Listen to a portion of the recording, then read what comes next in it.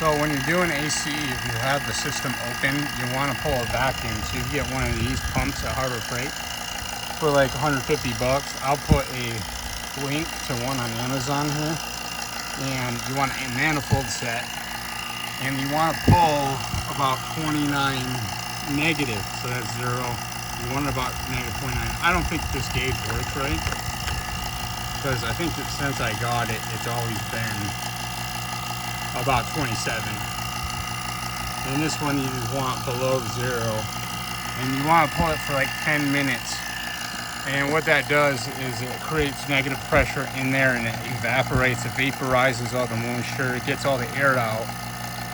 So if your system has been open, it can contaminate it, have water in there and moisture, and that'll damage your compressor. So you want to pull a vacuum for at least 10 minutes. It'll make it charge very easy. It'll extend the life of your compressor.